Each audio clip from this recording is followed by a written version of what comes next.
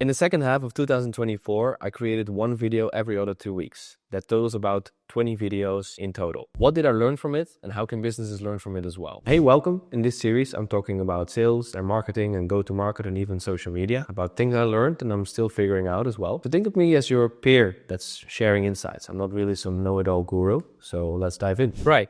So the videos that I created were about 5 minutes long, and I'm going to tell you now if that was a good idea or not. For me, it was a good idea.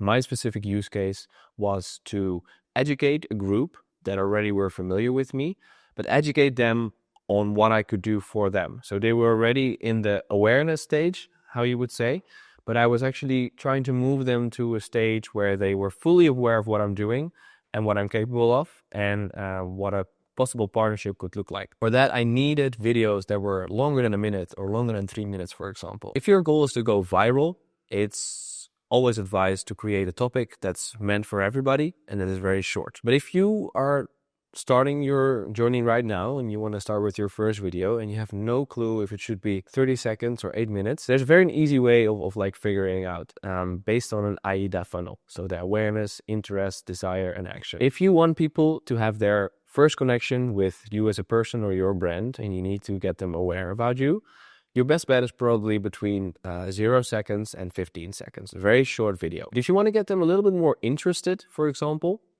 it's really good to aim between 30 seconds and 60 seconds. And if you want to really build a demand or kind of build a desire for your brand or for your service, it's recommended to stay between 1 and 3 minutes. And if you need more than 3 minutes, you might go over that to explain what you're actually offering as a mini demo, for example. The last one is action, and that's pretty interesting. So if you want to really get people to action, to click on your website, to click buy in your service, to call you, for example, or a gig or for a service, then it should be shorter again. So then it can actually be between 30 seconds and 1 minute, for example. So that's a short overview of the possibilities that you have. And there's no right or wrong right here. As I told you, I went for 5 minutes because that was my ideal spot.